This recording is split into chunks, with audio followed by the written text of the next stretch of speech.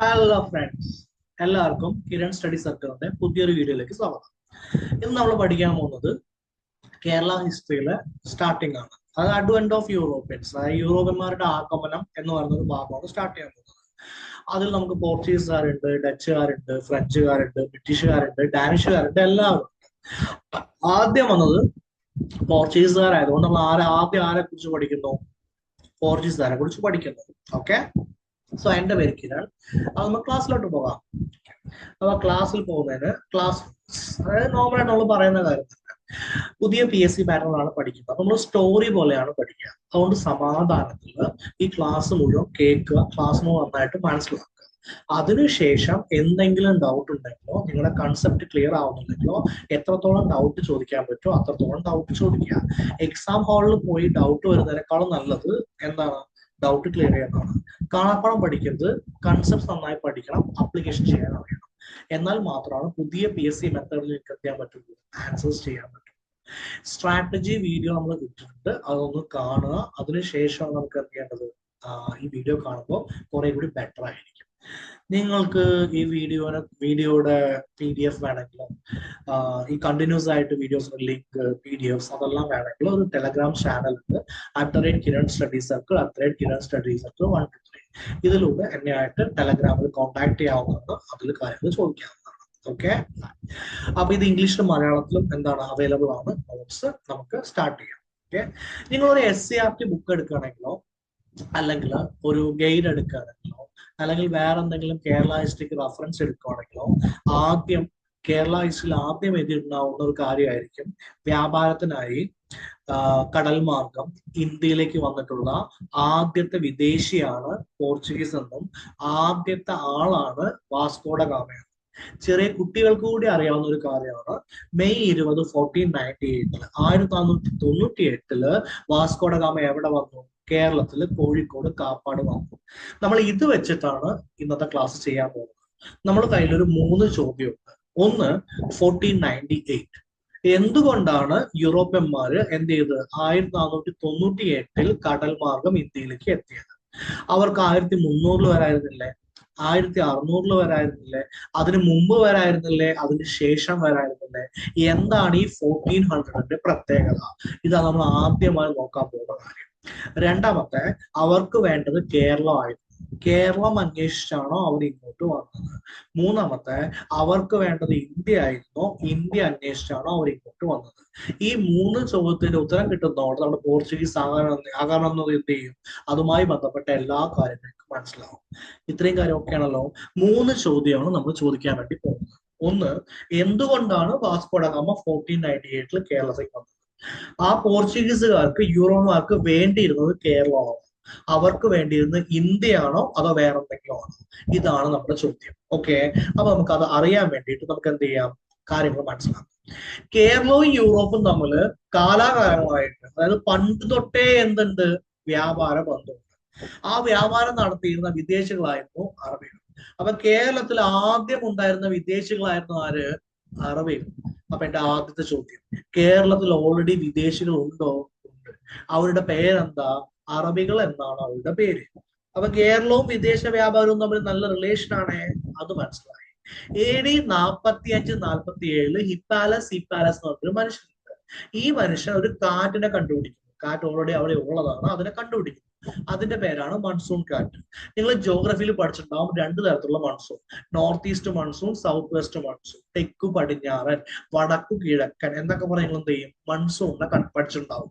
ആ മൺസൂൺ കാറ്റിനെ കണ്ടുപിടിച്ച വ്യക്തിയുടെ പേരാണ് ഹിപ്പാലസ്. ഓക്കെ, ഈ ഹിപ്പാലസ് മൺസൂൺ കാറ്റ് കണ്ടുപിടിക്കുക മാത്രമല്ല, ചെങ്കടലിലൂടെ എങ്ങോട്ടെത്തി?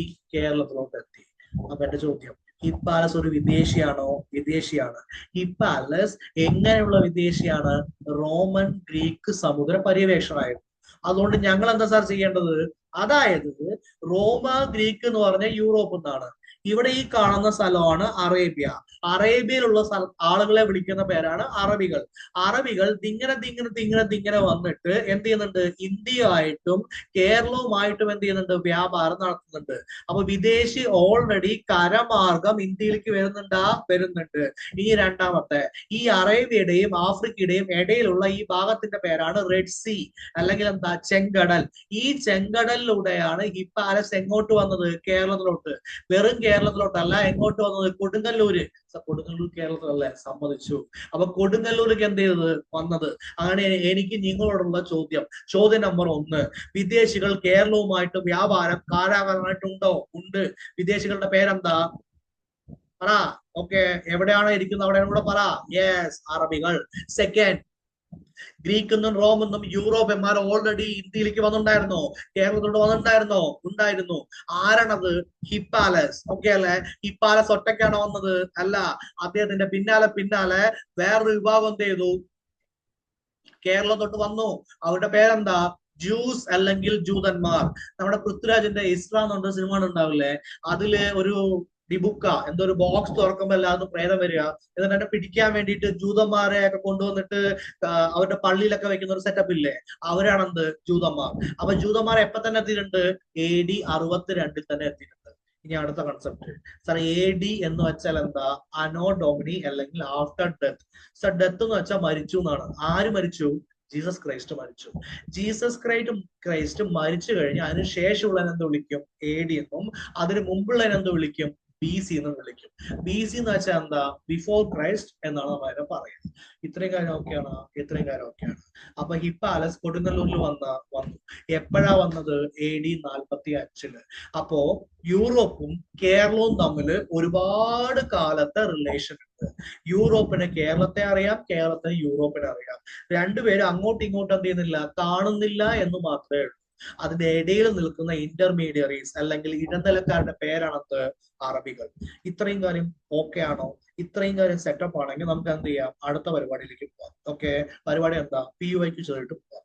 കേരളത്തിൽ വ്യാപാരത്തിനായി എത്തിയ ആദ്യ വിദേശികൾ ആരാ? ഇനി പോർച്ചുഗീസ് എഴുതരുത്. ആരാണ് ടിക്ക് ചെയ്യേണ്ടത്? അറബിക്കാണ്. ഓക്കെ, അപ്പൊ പോർച്ചുഗീസ് ആരാ? കടൽ മാർഗം ഇന്ത്യയിലോട്ട് വന്ന ആദ്യത്തെ വിദേശിയാണ്. ഓക്കെ, ഇനി അടുത്തത്, ചെങ്കടൽ കടന്ന് കേരളത്തിലേക്കുള്ള വഴി കണ്ടെത്തിയ വ്യക്തിയുടെ പേരെന്താ? വാസ്കോഡഗാമയാണോ? ഹിപ്പാലസ് ആണോ? ഹിപ്പാലസ് ആണ്.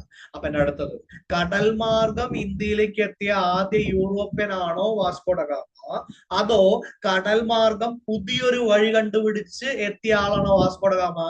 പുതിയൊരു വഴി കണ്ടുപിടിച്ച് എത്തിയ ആളാണോ വാസ്കോഡഗാമ? സാർ, മനസ്സിലായില്ല. ഓൾറെഡി വഴി ഉണ്ട്. വഴി നമ്പർ 1. സോറി, വഴി നമ്പർ 1 അറേബ്യന്ന് എങ്ങോട്ട് വരിക? ഇന്ത്യയിലോട്ട് വരിക. വഴി നമ്പർ 2 റെഡ് സീ, ചെങ്കടലൂടെ എങ്ങോട്ട് വരിക? കേരളത്തിലോട്ട്, ഇന്ത്യയിലോട്ട് വരിക. 2 വഴി ഓൾറെഡി ഉണ്ടാവും. 2 വഴി ഓൾറെഡി ഉണ്ട്. ഇത്രയും കാര്യം ഓക്കെ അല്ലേ? അങ്ങനെയാണെങ്കിൽ പുതിയൊരു വഴി കണ്ടുപിടിച്ച് വരുന്ന ആളുടെ പേരാണെന്ത്? വാസ്കോഡഗാമ. ഒരു ലെവലിൽ പോകുന്നില്ല, ഒരു സ്റ്റോറിയാണ് കൂടെ വരണേ. ഓക്കെ, കാണാപ്പടം പഠിക്കല്ലേ? റോമൻ ഗ്രീക്ക് നാവികൻ ഹിപ്പാലസ് കേരളത്തിൽ എത്തിയത് ഏത് വർഷം? AD-യിലാണോ BC-യിലാണോ? AD എന്ന് വെച്ചാൽ എന്താ? അനോ ഡൊമിനി അല്ലെങ്കിൽ ആഫ്റ്റർ ഡെത്ത്. BC എന്ന് വെച്ചാൽ എന്താ? Before Christ. AD ആണോ BC ആണോ ഞാൻ പഠിപ്പിച്ചത്? AD ആണ്. AD 45. ഓക്കെ, അടുത്ത ക്വസ്റ്റ്യൻ, എപ്പോഴാണ് ജൂതന്മാർ കേരളത്തിൽ എത്തിയത്? AD ആണോ BC ആണോ? AD ആണ്. AD 62. ഇത്രയും ഓക്കെ അല്ലേ? നമുക്ക് ക്വസ്റ്റ്യൻ ചെയ്യാം. അസേർഷൻ റീസൺ ടൈപ്പ് ക്വസ്റ്റ്യൻ ആണ്. അസേർഷൻ, കേരളത്തിന് യൂറോപ്പുമായി ഇടനിലക്കാരില്ലാതെ നേരിട്ടുള്ള വ്യാപാര ബന്ധമുണ്ട്. കേരളത്തിന് യൂറോപ്പുമായി കാലാകാലമായിട്ട് ബന്ധമുണ്ടോ? ഉണ്ട്. വ്യാപാര ബന്ധമുണ്ടോ? ഉണ്ട്. ഇടനിലക്കാരില്ലാതെയാണോ നേരിട്ടാണോ? ഇടനിലക്കാരുകൂടെയാണ്. ആ ഇടനിലക്കാരുടെ പേരെന്താ? അറബികൾ. ഓക്കെ, അപ്പൊ അസേർഷൻ തെറ്റിയ? അസേർഷൻ തെറ്റി. അടുത്തത് റീസൺ, കേരളവും യൂറോപ്പും തമ്മിലുള്ള വ്യാപാര ബന്ധത്തിന് പ്രധാന കാരണം അറബികളാണ്. അല്ലെ?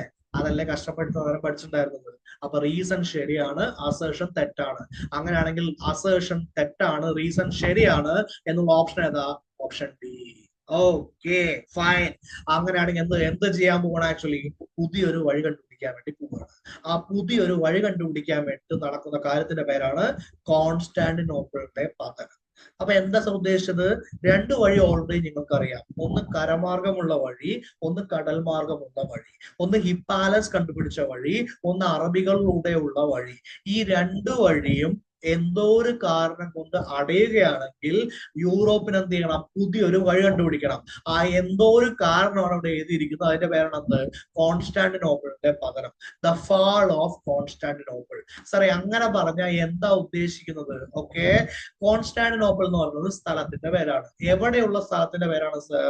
ബൈസന്റൈൻ സാമ്രാജ്യം അല്ലെങ്കിൽ കിഴക്കൻ റോമൻ സാമ്രാജ്യത്തിന്റെ അവിടെയുള്ള സ്ഥലത്തിന്റെ പേരാണ്. അങ്ങനെ വെച്ച് കഴിഞ്ഞാൽ റോമൻ സാമ്രാജ്യം എന്ന് പറഞ്ഞാൽ വലിയൊരു സ്ഥലമായിരുന്നു. അത് ഒരു ഭാഗത്തേക്ക് ചുരുങ്ങി. ഏത് ഭാഗത്തേക്കാണ് ചുരുങ്ങിയത്? ഈസ്റ്റ് ഭാഗത്തേക്കാണ് ചുരുങ്ങിയത്. അതുകൊണ്ട് അതിനെ വിളിച്ച പേരാണ് കിഴക്കൻ റോമൻ സാമ്രാജ്യം. അപ്പൊ കിഴക്കൻ റോമൻ സാമ്രാജ്യം എന്ന് വിളിക്കുന്ന ഒരു സുഖമില്ലല്ലോ, ശരിയില്ല. അങ്ങനെ അതിന്റെ പേര് മാറ്റി എന്താക്കി? ബൈസന്റൈൻ സാമ്രാജ്യം എന്നാക്കി. ആ ബൈസന്റൈൻ സാമ്രാജ്യം തകർന്ന് കോൺസ്റ്റാന്റിനോപ്പിൾ എപ്പോഴാണോ തകർന്നത്, അപ്പൊ എന്ത് ചെയ്തു? ഒരു പുതിയ കടൽപാതയ്ക്കുള്ള അന്വേഷണം ആരംഭിച്ചു. അവിടെ എഴുതിയിരിക്കുന്ന വാക്ക് വളരെ ഇമ്പോർട്ടന്റ് ആണ്. ഒരു പുതിയ കടൽപാത. ഓൾറെഡി ഒരു കടൽപാത ഉണ്ട്. പറ, ആര് കണ്ടുപിടിച്ചത്? ഹിപ്പാലസ്. അപ്പൊ വാസ്കോ ഡ ഗാമയ്ക്ക് എന്താ കണ്ടുപിടിക്കേണ്ടത്? പുതിയൊരു കടൽപാത. എപ്പോഴാ കണ്ടുപിടിക്കേണ്ടത്? കോൺസ്റ്റാന്റിനോപ്പിൾ പൊളിഞ്ഞപ്പോൾ. അപ്പൊ ഈ കോൺസ്റ്റാന്റിനോപ്പിൾ എന്ന് പറഞ്ഞാൽ എന്താ? ബൈസന്റൈൻ സാമ്രാജ്യത്തിന്റെ തലസ്ഥാനമാണ്.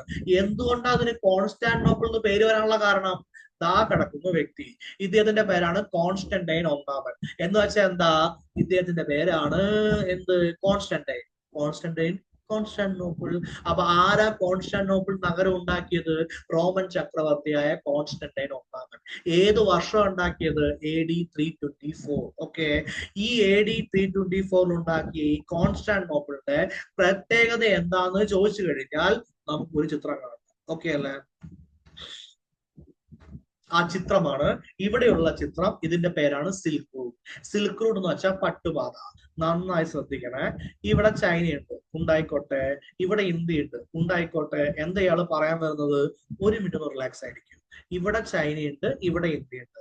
ഇവിടുന്ന് രണ്ട് സ്ഥലത്തുനിന്നും സാധനം എടുത്തിട്ട് എങ്ങോട്ട് കൊണ്ടുപോകണം? യൂറോപ്പിലോട്ട് കൊണ്ടുപോകണം. ഇത് കൊണ്ടുപോകുന്ന ആളുകളുടെ പേരെന്താ? അറബികൾ. അവരിങ്ങനെ കൊണ്ടുപോകുമ്പോ ഈ പച്ച നിറത്തിലുള്ള ഒരു സ്ഥലം കണ്ട, ഇതിന്റെ പേരാണ് ബൈസന്റൈൻ എംപയർ. ഈ സ്ഥലത്തിലൂടെ വേണം അവർക്ക് എങ്ങോട്ട് പോകാൻ? യൂറോപ്പിലോട്ട് പോകാൻ. അപ്പൊ ആരുടെ കയ്യിലാണോ ഈ സ്ഥലം ഉള്ളത്, അവരുടെ കയ്യിൽ എന്തുണ്ടാവും? ഈ സിൽക്ക് റൂട്ടിന്റെ എന്തുണ്ടാവും? വ്യാപാരത്തിന്റെ കൺട്രോൾ ഉണ്ടാവും. ഈ ബൈസന്റൈൻ സാമ്രാജ്യത്തിന്റെ തലസ്ഥാനമാണ് എന്ത്? കോൺസ്റ്റാന്റിനോപ്പിൾ. സിമ്പിളായി പറയുകയാണെങ്കിൽ ഇന്ത്യയുടെ വ്യാപാര തലസ്ഥാനം ഏതാന്ന് ചോദിച്ചു കഴിഞ്ഞാൽ നിങ്ങൾ പറയാൻ പോകുന്ന നഗരത്തിന്റെ പേരാണ് മുംബൈ. ഏകദേശം 70% ട്രേഡ് ഇന്ത്യയിൽ നടക്കുന്ന എവിടെയാണ്? മുംബൈയിലാണ്. ഒരു ദിവസം രാവിലെ മുംബൈ നമ്മുടെ കയ്യിലില്ലാന്ന് വിചാരിക്കും. അങ്ങനെയാണെങ്കിൽ ഇവിടെ പ്രശ്നമാവില്ലേ? പ്രശ്നമാവും. അപ്പൊ എന്നൊരു ചോദ്യം, ഈ സ്ഥലം വളരെ ഇമ്പോർട്ടന്റ് ആണെന്ന് എനിക്ക് മനസ്സിലായി, എനിക്ക് മനസ്സിലായി, അവിടെയുള്ള എല്ലാവർക്കും മനസ്സിലായിട്ടുണ്ടാവും. അപ്പൊ ഈ സ്ഥലം പിടിച്ചെടുക്കാൻ വേണ്ടി 1-2 വർഷമല്ല, 1000 വർഷമായിട്ട് എന്ത് ചെയ്യുന്നുണ്ട്? ആളുകൾ ശ്രമിക്കുന്നുണ്ട്. ഏറ്റവും അവസാനത്തെ വന്നത് 13th സെഞ്ചുറിയിൽ ആരായിരുന്നു? 4th ക്രൂസൈഡേഴ്സ് ആണ് വന്നിട്ടുണ്ടായിരുന്നത്. ഓക്കെ, ഈ 4th ക്രൂസൈഡേഴ്സ് എന്ന് പറഞ്ഞാൽ എന്താ? എല്ലാവരും കൂടി ജോയിൻ ചെയ്തിട്ട് കോൺസ്റ്റാന്റിനോപ്പിൾ എന്ത് ചെയ്തു? പിടിച്ചെടുക്കാൻ വേണ്ടി നോക്കി. അങ്ങനെ 1000 വർഷമായിട്ടും കോൺസ്റ്റാന്റിനോപ്പിൾ എന്ത് ചെയ്തില്ല? ആർക്കും വീണില്ല. ആരുടെ കയ്യിലായിരുന്നു? ബൈസന്റൈൻ സാമ്രാജ്യത്തിന്റെ കയ്യിലായിരുന്നു. അങ്ങനെ ഇരിക്കുന്ന സമയത്താണ് അന്നൊരു ചൊവ്വാഴ്ചയാണ്. അതെ, എന്ന് 1453 മെയ് 29, 1453 മെയ് 29 ഒരു ചൊവ്വാഴ്ചയായിരുന്നു. ആ ചൊവ്വാഴ്ച സമയത്ത് ഒട്ടോമൻ സുൽത്താൻ മെഹമ്മദ് രണ്ടാമൻ കോൺസ്റ്റാന്റിനോപ്പിൾ എന്ത് ചെയ്തു? കീഴടക്കി. 1000 വർഷം കൊണ്ട് പറ്റാത്തത് സുൽത്താൻ മെഹമ്മദ് രണ്ടാമൻ എന്ത് ചെയ്തു? കീഴടക്കി. അപ്പൊ എന്റെ ചോദ്യം നിങ്ങളോട്, ഓക്കെ, എന്താ ചോദ്യം? നിങ്ങളുടെ കയ്യിൽ ഇന്ത്യയിലേക്കുള്ള എല്ലാവർക്കുമുള്ള അരി ഇനി എന്ത് ചെയ്യണം? നിങ്ങളാണ് സപ്ലൈ ചെയ്യാൻ പോകുന്നത്. എന്ന് വെച്ച് കഴിഞ്ഞാൽ ഇന്ത്യയിലുള്ള ആരെങ്കിലും അരി വാങ്ങാൻ പോവുകയാണെങ്കിൽ ആരുടെ കയ്യിൽ നിന്ന് വാങ്ങണം? നിങ്ങളുടെ കയ്യിൽ നിന്ന് വാങ്ങണം. അപ്പൊ എന്റെ ചോദ്യം നിങ്ങളോട്, ഓക്കെ, എന്താ ചോദ്യം? സാധാരണ ആവറേജ് അരിവില 50 രൂപയാണെങ്കിൽ നിങ്ങൾ അതിന് 500 രൂപയാക്കി. ആളുകൾക്ക് വേറെ എവിടെയും പോകാനില്ല. നിങ്ങൾ അതിന് 5000 രൂപയാക്കി. ആളുകൾക്ക് പിന്നെയും വേറെ എവിടെയും പോകാനില്ല. നിങ്ങളുടെ കയ്യിൽ നിന്നാണ് സാധനം വാങ്ങേണ്ടത്. അപ്പൊ എന്റെ ചോദ്യം, ഇപ്പോൾ ഈ കോൺസ്റ്റാന്റിനോപ്പിൾ ആരുടെ കയ്യിലാ? സുൽത്താൻ മെഹമ്മദ് രണ്ടാമന്റെ കയ്യിലാണ്. ഓക്കെ അല്ലെ? സർ ഒറ്റ ദിവസം കൊണ്ടാണ് സുൽത്താൻ മെഹമ്മദ് രണ്ടാമത് കീഴടക്കിയത്? അല്ല, 55 ദിവസത്തെ യുദ്ധത്തിലൂടെയാണ് സുൽത്താൻ മെഹമ്മദ് രണ്ടാമത് എന്ത് ചെയ്തത്? കോൺസ്റ്റാന്റിനോപ്പിൾ പിടിച്ചെടുത്തത്. ഈ യുദ്ധമാണ് 1453 ഈ യുദ്ധമാണ് യൂറോപ്പിൽ എന്തുണ്ടാക്കി? ഇസ്ലാമിക് അധിനിവേശം തുടക്കമിട്ടത്. ഇസ്ലാമിക് അധിനിവേശം എന്ന് പറഞ്ഞു കഴിഞ്ഞാൽ ഇസ്ലാമിക് ഇൻവേഷൻ. അപ്പൊ പുതുതായിട്ട് യൂറോപ്പിലേക്ക് ആര് വരാൻ പോവാണ്? ഇസ്ലാം വരാൻ പോവാണ്. അപ്പൊ അവര് കോൺസ്റ്റാന്റിനോപ്പിളിന്റെ പേര് മാറ്റി എന്താക്കി? ഇസ്ലാമിക് സിറ്റി ഓഫ് ഇസ്താൻബുൾ എന്നാക്കി മാറ്റി. ഓക്കെ സാർ, ഈ ബൈസന്റൈൻ സാമ്രാജ്യം പറഞ്ഞ എവിടെയാ? ഇന്നത്തെ Serbia, Bulgaria, Macedonia, Greece, Asia Minor, ഇന്നത്തെ തുർക്കി, സൈപ്രസ് എന്നീ രാജ്യങ്ങളെല്ലാം ഇൻക്ലൂഡ് ചെയ്യുന്ന സ്ഥലത്തെ നമ്മൾ എന്ത് വിളിക്കാൻ പോകുന്നത്? ബൈസന്റൈൻ സാമ്രാജ്യം എന്ന് വിളിക്കാൻ പോകുന്നത്. കോൺസ്റ്റാന്റിനോപ്പിളിന്റെ ഇപ്പോഴത്തെ പേരെന്താ? Islamic city of Istanbul.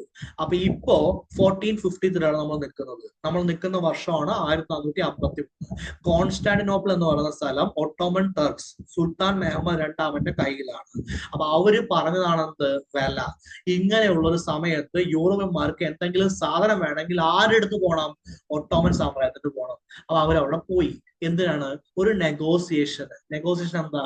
ഇത്രയും വില കൊടുത്ത് വാങ്ങാൻ ബുദ്ധിമുട്ടല്ലേ, എന്തെങ്കിലുമൊക്കെ ചെയ്യാൻ പറ്റുമോ? അപ്പൊ അവരവിടെ പോയിട്ട് പറഞ്ഞു, ഇങ്ങനെയൊക്കെ ചെയ്യാവോ, ഞങ്ങളും പാവങ്ങളല്ലേ. ആരോട് പറഞ്ഞ്? ഒട്ടോമൻ തുർക്കികളോട് പറഞ്ഞു. അപ്പൊ അവര് പറഞ്ഞു, നിങ്ങളുടെ മുമ്പിൽ 2 വഴിയുണ്ട്. എന്തൊക്കെയാ 2 വഴി? ഒന്ന്, നിങ്ങളാരാ ചോദിച്ചാൽ നിങ്ങൾ ഏത് മതമാ? ക്രിസ്ത്യൻ. നിങ്ങൾ ഇസ്ലാമിലോട്ട് കൺവേർട്ട് ചെയ്യുക. അത് നടക്കൂല. ഓക്കെ, ജീവൻ പോലെ ഞങ്ങൾ എന്ത് ചെയ്യില്ല? കൺവേർട്ട് ചെയ്യില്ല. എന്ന രണ്ടാമത്തെ വഴി എന്താ? ഞങ്ങൾ പറയുന്ന വിലക്ക് സാധനം വാങ്ങുക. നിങ്ങൾ പറയുന്ന വിലക്ക് സാധനം വാങ്ങുന്ന പ്രശ്നമല്ലേ? ആണ്. ഓക്കെ, അങ്ങനെയാണെങ്കിൽ വാസ്കോഡ ഗാമയ്ക്ക് അല്ലെങ്കിൽ യൂറോപ്പിന് 1453 ബൈസന്റൈൻ സാമ്രാജ്യം എപ്പോഴാണോ സുൽത്താൻ മുഹമ്മദ് രണ്ടാമന്റെ കയ്യിലായത്, അപ്പോൾ പുതിയൊരു കടൽപാതയ്ക്ക് എന്ത് വേണം? അന്വേഷണം ഉണ്ടാക്കി. ആ കടൽപാതയിൽ ജയിക്കാൻ പോകുന്ന ആളുടെ പേരെന്താ? Vasco da gamma. ഈ വാസ്കോഡ ഗാമ ഇന്ത്യയിലേക്ക് ഒരു കടൽപാത ഉണ്ടാക്കിയതോടെ യൂറോപ്യന്മാർ എന്ത് ചെയ്തു? ഇന്ത്യയിലെത്തി. ഇവിടെ ട്രേഡേഴ്സ് ആയി വന്ന യൂറോപ്യന്മാർ വെറുതെ ഇരുന്ന ഇല്ല, ഇന്ത്യ അവർ പിടിച്ചടക്കി. അവർക്കെതിരെ നമ്മൾ എന്ത് ചെയ്യും? സ്വാതന്ത്ര്യ സമരം നടത്തും. ഇതാണോ Indian history? Modern Indian history നമുക്ക് പഠിക്കാനില്ലേ? അതിൽ മോഡേൺ ഇന്ത്യൻ ഹിസ്റ്ററി ഇതല്ലേ? ആണ്. ഇനി ഈ സ്ഥലത്തിന് വേണ്ടിയിട്ട്, ഇന്ത്യയും ബാക്കിയുള്ള സ്ഥലത്തിന് വേണ്ടിയിട്ട് ജർമ്മനിയും ഇറ്റലിയും ബ്രിട്ടനുമായിട്ട് യുദ്ധം നടത്തും. ആദ്യത്തിന്റെ പേരാണ് 1-ാം ലോക മഹായുദ്ധം. വീണ്ടും ഇത് നടക്കും. ആദ്യത്തിന്റെ പേരാണ് 2-ാം ലോക മഹായുദ്ധം. അപ്പൊ എന്റെ ചോദ്യം, ഈ ഒരു സംഭവം നടന്നില്ലായിരുന്നെങ്കിൽ, 1453 കോൺസ്റ്റാന്റിനോപ്പിൾ താഴെ വീണില്ലായിരുന്നെങ്കിൽ, ബൈസന്റൈൻ സാമ്രാജ്യം താഴെ വീണുന്നില്ലായിരുന്നെങ്കിൽ, ഇന്ന് നമ്മൾ പഠിക്കുന്ന 90% സിലബസ് ഉണ്ടാവുമോ? ഇല്ല. അതുകൊണ്ട് 1453 പ്രധാനപ്പെട്ട സംഭവം എന്താ?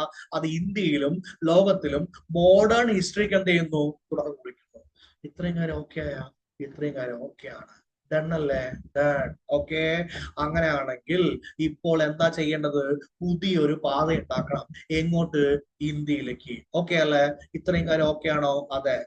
ഒട്ടോമൻ സുൽത്താനേറ്റിന്റെ എന്താണ്? പാതയാണ്. Okay, fine. ഇനി നന്നായിട്ട് നോക്കുക. സിൽക്ക് റൂട്ട് എന്ന് വെച്ചാൽ കരയിലൂടെയുള്ള പാത മാത്രമല്ല, അത് കടലിലൂടെയും ഉള്ള പാതയാണ്. ഇത്രയൊക്കെ അല്ലേ? അറേബ്യന്ന് അറബികൾ ഈ സിൽക്ക് റൂട്ടിലൂടെ, അറേബ്യന്നും പേർഷ്യന്നും അറബികൾ ഈ സിൽക്ക് റൂട്ടിലൂടെ ചൈനയിലോട്ടും ഇന്ത്യയിലോട്ടും വന്നിട്ട് സാധനം വാങ്ങിയിട്ട് എങ്ങോട്ട് കൊണ്ടുപോകും? യൂറോപ്പിലേക്ക് കൊണ്ടുപോകും. ഹിപ്പാലസ് ഓൾറെഡി ഒരു വഴി ഇന്ത്യയിലേക്കും കേരളത്തിൽ കണ്ടുപിടിച്ചിട്ടുണ്ട്. അപ്പൊ 2 വഴി നിങ്ങളുടെ മുമ്പിലെത്തിയ, ഒന്നാമത്തെ വഴി എന്താ? ഹിപ്പാലസ് കണ്ടുപിടിച്ചത്. രണ്ടാമത്തെ വഴി എന്താ? സിൽക്ക് റൂട്ട്, കടൽ മാർഗം. കടൽ മാർഗമുള്ള റൂട്ട് നിങ്ങളുടെ കയ്യിലുണ്ട്, കരമാർഗമുള്ള റൂട്ട് നിങ്ങളുടെ കയ്യിലുണ്ട്. ഇതിനെ എല്ലാത്തിനെയും കൂട്ടി നിങ്ങൾ എന്ന് വിളിക്കാൻ പോകുന്നത്? സിൽക്ക് റൂട്ട് എന്ന് വിളിക്കാൻ പോകുന്നത്. ഇത്രയും കാര്യം ഓക്കെ അല്ലേ? ഇത്രയും കാര്യം ഓക്കെയാണ്. അപ്പൊ ഇതിന് നടുവിൽ ആരുണ്ട്? ഒട്ടോമൻ സുൽത്താനുണ്ട്. സിറ്റുവേഷൻ മനസ്സിലായോ? 1453 ഓക്കെ. അങ്ങനെ സിറ്റുവേഷൻ നമ്മൾ ഒന്നുകൂടി എന്ത് ചെയ്യാൻ പോകണം? പഠിക്കാൻ പോകണം. ഓക്കെ അല്ലേ?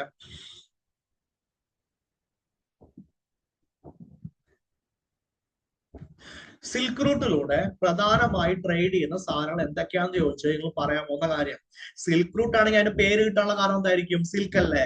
ഒന്നാമത്തെ സാധനം സിൽക്ക്, രണ്ടാമത്തെ സാധനം സുഗന്ധവ്യഞ്ജനം, സ്പൈസസ്, മൂന്നാമത്തെ സംഭവം ടീ, തേയില അല്ലെങ്കിൽ ചായ, നാലാമത്തെ സംഭവം ഐവറി, ഐവറി എന്ന് വെച്ചാൽ എന്താ? ആനക്കൊമ്പ്. അഞ്ചാമത്തെ സാധനം കോട്ടൺ. കോട്ടൺ എന്ന് വെച്ചാൽ എന്താ? നമ്മുടെ ഷർട്ടൊക്കെ ഉണ്ടാക്കാൻ, ഡ്രസ് ഉണ്ടാക്കാനുള്ള ആ സംഭവമില്ലേ, പരുത്തി, ആ സാധനം. ഓക്കെ അല്ലേ? വൂൾ. വൂൾ എന്ന് വെച്ചാൽ എന്താ? കമ്പിളി. ഏഴാമത്തെ പ്രഷ്യസ് മെറ്റൽസ്. മരതകം, വൈഡൂര്യം, രത്നം, അങ്ങനെയുള്ള പ്രഷ്യസ് മെറ്റൽസ്. എനിക്ക് വീണ്ടും നിങ്ങളോടൊരു ചോദ്യം. എന്താ ചോദ്യം? ഇപ്പൊ ഫോർ എക്സാമ്പിൾ ഫെറാറി കാറിന് വില കൂടി എന്ന് വിചാരിക്കും. ഇത് കണ്ടുകൊണ്ടിരിക്കുന്ന നിങ്ങളിൽ എത്ര പേർക്ക്, അല്ലെങ്കിൽ ഇന്ത്യയിൽ എത്ര പേർക്ക് ഇത് ഡയറക്റ്റ് ആയി ബാധിക്കും നിങ്ങൾ വിചാരിക്കുന്നുണ്ട്? ഞാൻ പറയുകയാണെങ്കിൽ 1% പേരെ കൂടി എന്ത് ചെയ്യില്ല, ബാധിക്കില്ല. ഓക്കെ. പക്ഷെ അരി വില കൂടി, ഉള്ളി വില കൂടി എന്ന് വിചാരിക്കും, ഇന്ത്യയിൽ എല്ലാവരെയും അത് ബാധിക്കില്ലേ? എല്ലാവരെയും അത് ബാധിക്കും. എന്റെ ചോദ്യം, സിൽക്ക് റൂട്ടിലൂടെ സിൽക്ക് വരുന്നുണ്ട്. സിൽക്ക് ഡ്രസ്സേ ഇടുള്ളൂ, അല്ലാതെ ഡ്രസ്സ് തുന്നിയിടാൻ പറ്റില്ല എന്നൊന്നും ഇല്ലല്ലോ. ഇല്ല. ആനക്കൊമ്പ് കിട്ടാത്തോണ്ട് പ്രശ്നം ഉണ്ടാവില്ലല്ലോ. ഇല്ല. പ്രഷ്യസ് മെറ്റലായ വൈഡൂര്യം, വൈരം കിട്ടാത്തോണ്ട് പ്രശ്നമില്ലല്ലോ. ഇല്ല. പക്ഷെ സ്പൈസസ് കിട്ടാതിരുന്നു കഴിഞ്ഞാൽ സർ സംഭവം മനസ്സിലായില്ല. ഇതിനു വേണ്ടിയിട്ട് നമുക്ക് അന്ന് ചിക്കൻ കറി ഉണ്ടാക്കാൻ കുറിച്ച് പഠിക്കണം. സർ എന്താ കുക്കിംഗ് ക്ലാസ് ആണോ? ഒന്ന് പഠിക്കി. ഓക്കെ അല്ലേ? പണ്ട് കാലത്ത്, അല്ലെങ്കിൽ ഇന്നത്തെ കാലത്ത് നമ്മുടെ അലിയ Bhat, Ranbir Kapoor, ലിയാനോ DiCaprio, Tom cruise, ഇവരൊക്കെ എങ്ങനെയാണ് ചിക്കൻ ഉണ്ടാക്കുന്നത് നമുക്ക് നോക്കാം. ഓക്കെ അല്ലേ? ആദ്യം അവർ ചിക്കൻ എടുക്കും. എന്നിട്ട് ആ ചിക്കണില് മഞ്ഞപ്പൊടി ഇടുന്നു, മഞ്ഞൾ പുരട്ടുന്നു. എന്തിനാണ്? ചിക്കൻ കേടുകൂടാതെ ഇരിക്കാൻ വേണ്ടിയിട്ട്. ഓക്കെ. എന്നിട്ട് ആ ചിക്കന് എന്താ പറയാ, പാത്രത്തിലിട്ടതിന് ശേഷം അതിൽ കുറച്ച് കുരുമുളക് പൊടി ഇടുന്നു. ഓക്കെ. എന്നിട്ട് വെള്ളം ഇടുന്നു. വെള്ളം വെച്ചിട്ട് എന്ത് ചെയ്യുന്നു? ഉപ്പിടുന്നു, പുഴുങ്ങുന്നു. ചിക്കൻ കറി ആയ? ചിക്കൻ കറി ആയി. സാറേ ഇങ്ങനെയല്ല ഞങ്ങൾ ചിക്കൻ കറി ഉണ്ടാക്കുക. അതന്നെയാണ് എനിക്കും പറയാനുള്ളത്. അപ്പൊ ഈ യൂറോപ്പില് എങ്ങനെയാണ് അവര് മാംസം കുക്ക് ചെയ്യാൻ നിങ്ങൾ പഠിച്ചു. ഓക്കെ അല്ലേ? അതിനുവേണ്ടി അവർക്ക് ആദ്യം വേണ്ട സാധനത്തിന്റെ പേരെന്താ? സ്പൈസസ്. ഓക്കെ. രണ്ടാമത് വേണ്ട സാധനത്തിന്റെ പേരെന്താ? സ്പൈസസ്. എന്ന് വെച്ചാൽ അവർക്ക് എന്ത് വേണം? സ്പൈസസ് വേണം. അത് ഉറപ്പാണോ? അത് ഉറപ്പാണ്. എന്ന് വെച്ചാൽ സ്പൈസസ് ഇല്ലെങ്കിൽ അവിടുത്തെ ഭക്ഷണം നടക്കില്ല. യൂറോപ്പിലെ ഏറ്റവും ഇമ്പോർട്ടന്റ് ആയ സംഭവമാണ് എന്ത്? സ്പൈസസ്. കാരണം അവർക്ക് അവിടെ തണുപ്പാണ്. ഇറച്ചി കേടുകൂടാതെ സൂക്ഷിക്കണമെങ്കിലും, ഇറച്ചി കുക്ക് ചെയ്യണമെങ്കിലും എന്ത് വേണം? സ്പൈസസ് വേണം. ഇത്രയും കാര്യം ഓക്കെ അല്ലേ? ഇത്രയും കാര്യം ഓക്കെ ആണെങ്കിൽ രാവിലെ എഴുന്നേറ്റ് ഒരു ചായ കുടിക്കുന്ന കാര്യമല്ലേ? അതെ. ഓക്കെ അല്ലേ? ഒരു ഡ്രസ്സ് ഇടണ്ടേ? Cotton wool. ഒരു മിനിമം ഡ്രസ് എങ്ങനെ ഇടണ്ടേ? ഇടണം. അപ്പൊ 3 സാധനം. അതിൽ ഏറ്റവും ഇമ്പോർട്ടന്റ് ഇപ്പൊ എന്താ? വൂൾ കമ്പിളിയാണ്. എന്തുകൊണ്ടാ? യൂറോപ്പില് തണുപ്പാണ്. ഇത്രയും കാര്യം ഓക്കെ ആണോ? ഇത്രയും കാര്യം ഓക്കെ ആണെങ്കിൽ 1 സ്പൈസസ്, 2 ചായ, 3 വൂൾ. ഈ 3 സാധനങ്ങൾ ഏറ്റവും ഇമ്പോർട്ടന്റ് ആയ സാധനത്തിൽ പെടുന്നതാണ്. ഈ സാധനം ഇപ്പോൾ തന്നെ കിട്ടിയേ പറ്റുള്ളൂ. സിൽക്കില്ലെങ്കിലും ജീവിക്കാം, ഐവറി ഇല്ലെങ്കിലും ജീവിക്കാം, പ്രഷ്യസ് മെറ്റൽ ഇല്ലെങ്കിലും ജീവിക്കാം, സ്പൈസ് ഇല്ലാതെ എന്ത് ചെയ്യാൻ പറ്റില്ല? ജീവിക്കാൻ പറ്റില്ല. അപ്പൊ ഉടൻ എന്ത് ചെയ്യണം? പുതിയ റൂട്ട് കണ്ടുപിടിക്കണം. എപ്പോഴാ റൂട്ട് കണ്ടുപിടിക്കാൻ സ്റ്റാർട്ട് ചെയ്തത്? 1453. എന്നിട്ട് പുതിയ റൂട്ട് വെറും എത്ര വർഷം കൊണ്ട് കണ്ടുപിടിക്കും? 1453, 1498, 40 വർഷം കൊണ്ട് കണ്ടുപിടിക്കും. എത്രയും പെട്ടെന്ന് എന്ത് ചെയ്യണം? അവർക്ക് ഈ സാധനം കണ്ടുപിടിച്ചേ പറ്റുള്ളൂ. ഇതിലൂടെ, ഈ സിൽക്ക് റൂട്ടിലൂടെ പോകുന്ന വേറൊരു സാധനത്തിന്റെ പേരാണ് ഐഡിയ. സോ ഐഡിയ എന്ന് വെച്ചാൽ, ഫോർ എക്സാമ്പിൾ, നിങ്ങളൊരു സംഭവം പഠിച്ചിട്ടുണ്ടാവും. ആ സംഭവത്തിന്റെ പേരെന്താ? എന്താ അതിന്റെ പേര്? Pythagoras theorem. പൈതഗോറസ് തിയറത്തിൽ നിങ്ങൾ പഠിക്കണല്ലേ, കർണം സ്ക്വയർ ഈക്വൽ ടു പദം സ്ക്വയർ ലംബ square, hypotenuse square equal to base square എന്നൊക്കെ പറഞ്ഞ് പഠിക്കണല്ലേ. ഈ ഐഡിയ ഉണ്ടാക്കിയത് ആരാ? പൈതഗോറസ് ആണ് നമ്മൾ പഠിക്കുന്നത്. ഇത് ആക്ച്വലി ഉണ്ടായത് എവിടെയാ? ഇന്ത്യയിലാണ്. കൺസ്ട്രക്ഷൻ മെത്തേഡ് യൂറോപ്പിന് പറഞ്ഞു കൊടുത്ത ആരാ? ഇന്ത്യക്കാരാണ്. ഓക്കെ അല്ലേ? അപ്പൊ ഇന്ത്യയിൽ നിന്നും ചൈനയിൽ നിന്നും ഐഡിയ എങ്ങോട്ട് പോകും? യൂറോപ്പിലോട്ട് പോകും. ആരാ ഇവിടെ നിന്നുള്ള കാര്യം അവിടെ കൊണ്ട് പറഞ്ഞു കൊടുക്കുക? അറബികളാണ് പറഞ്ഞു കൊടുക്കുക. അപ്പൊ സിൽക്ക് റൂട്ടിലൂടെ പോയിരുന്ന വേറൊരു സ്ഥാനത്തിന്റെ പേരാണ് എന്ത്? Mathematical ideas. അടുത്ത് construction ideas, philosophical ideas. For example, അവിടെ മാക്കവെല്ലി എന്ന് പറഞ്ഞൊരു ഫിലോസഫർ ഉണ്ട്. ആ മാക്കവെല്ലി എന്ന് പറയുന്ന ഫിലോസഫറിന് എഴുതിയ ബുക്കിന്റെ പേരാണ് പ്രിൻസ്. പക്ഷെ അതേപോലൊരു സാധനം നമ്മുടെ അവിടെ മാക്കവെല്ലിക്ക് കുറെ കാലം മുമ്പ് ഒരു വ്യക്തി എഴുതിയിട്ടുണ്ട്. അദ്ദേഹത്തിന്റെ പേരാണ് ചാണക്യൻ. എഴുതിയ ബുക്കിന്റെ പേരാണ് അർത്ഥശാസ്ത്രം. അപ്പൊ ആ ബുക്കിന് ലോകത്ത് വിലയില്ല, മാക്കവെല്ലിക്ക് എന്ത് വില? ഈ ഐഡിയ എങ്ങനെയാ പോയത്? സിൽക്ക് റൂട്ടിലൂടെ. ഇത്രയും കാര്യം മനസ്സിലായോ? അപ്പൊ മെയിൻ ആയിട്ട് സ്പൈസസ്, ചായ, wool എന്നിവ നേടുന്നതിന് വേണ്ടി യൂറോപ്യന്മാർ എന്ത് തീരുമാനിച്ചു? ഒരു പുതിയ ഐഡിയ, പുതിയ സ്ഥലം ചെയ്യാൻ കണ്ടുപിടിക്കാൻ വേണ്ടി തീരുമാനിച്ചു. അപ്പൊ നമുക്ക് ആദ്യത്തെ ആൻസറിന് ഉത്തരം ലഭിച്ചോ? എന്തുകൊണ്ടാണ് 1498 യൂറോപ്യന്മാർ കടൽ മാർഗം ഇന്ത്യയിലേക്ക് എത്തിയത്? അവർക്കൊരു പുതിയ റൂട്ട് വേണം. അവർക്ക് 1300 വന്നൂടെ, അല്ലെങ്കിൽ 1200 വന്നൂടെ? എന്തുകൊണ്ടാണ് ഈ 1400 ഇത്രയധികം ഇമ്പോർട്ടന്റ് ആയത്? കോൺസ്റ്റാന്റിനോപ്പിളിന്റെ പതനം, അല്ലെങ്കിൽ റോമൻ സാമ്രാജ്യത്തിന്റെ പതനം. ഏത്? ബൈസന്റൈൻ സാമ്രാജ്യത്തിന്റെ പതനം. ഒന്നാമത്തെ ചോദ്യത്തിന്റെ ഉത്തരം കിട്ടി. ഓക്കെ, ഫസ്റ്റ് ക്വസ്റ്റ്യൻ ആൻസർ ചെയ്തു. അപ്പൊ നമുക്ക് ക്വസ്റ്റ്യൻ ചെയ്യാം. ഇന്ത്യയും യൂറോപ്പും തമ്മിലുള്ള വ്യാപാര ബന്ധത്തെ കുറിച്ച് താഴെ പറയുന്നവയിൽ ഏതാണ് തെറ്റായ പ്രസ്താവന? തെറ്റായ പ്രസ്താവനയാണ് കണ്ടുപിടിക്കുന്നത്. കോൺസ്റ്റാന്റിനോപ്പിളിലെ ഇസ്ലാമിക് അധിനിവേശത്തിന് ശേഷം ഇന്ത്യയിലേക്കുള്ള ഒരു വ്യാപാര പാത കണ്ടെത്തുന്നതിന്റെ ആവശ്യം യൂറോപ്പിന്റെ ആവശ്യം ഉയർന്നു. ശരിയാണോ? അതെ. കോൺസ്റ്റാന്റിനോപ്പിളിലെ ഇസ്ലാമിക് അധിനിവേശത്തിന് ശേഷമല്ലേ ഇന്ത്യയിലേക്ക് ഒരു പുതിയ വ്യാപാര പാത കണ്ടെത്തുന്നതിന് വന്നത്? അതെ. പട്ടുപാതയിലൂടെ, അതായത് സിൽക്ക് റൂട്ടിലൂടെയുള്ള പട്ട്, വിലയേറിയ ലോഹങ്ങൾ, ആനക്കൊമ്പ് എന്നിവയുടെ അഭാവം യൂറോപ്യന്മാരെ ഇന്ത്യയിലേക്കുള്ള കടൽ മാർഗം അടിയന്തരമായി കണ്ടെത്താൻ പ്രേരിപ്പിച്ചു. എന്റെ ചോദ്യം, പട്ടുപാതയിലൂടെയുള്ള സാധനങ്ങളുടെ ഷോർട്ടേജ് ആണോ, അഭാവമാണോ പുതിയൊരു കടൽ മാർഗം കണ്ടുപിടിക്കാൻ ശ്രമിച്ചത്? അതും പെട്ടെന്ന്. അതെ. പക്ഷെ പട്ട്, വിലയേറിയ ലോഹങ്ങൾ, ആനക്കൊമ്പാണോ? അല്ല. എന്താ അവർക്ക് വേണ്ടിയിരുന്നത്? ഒന്ന് സ്പൈസസ്, രണ്ട് തേയില അല്ലെങ്കിൽ ചായ, മൂന്നാമത്തെ കമ്പിളി, ഉടുക്കാനുള്ള ഡ്രസ്സ്, ചായ കുടിക്കാൻ, എന്ത് ചെയ്യാൻ? ഭക്ഷണം കഴിക്കാൻ. രണ്ടാമത്തെ തെറ്റാണോ? രണ്ടാമത്തെ തെറ്റാണ്.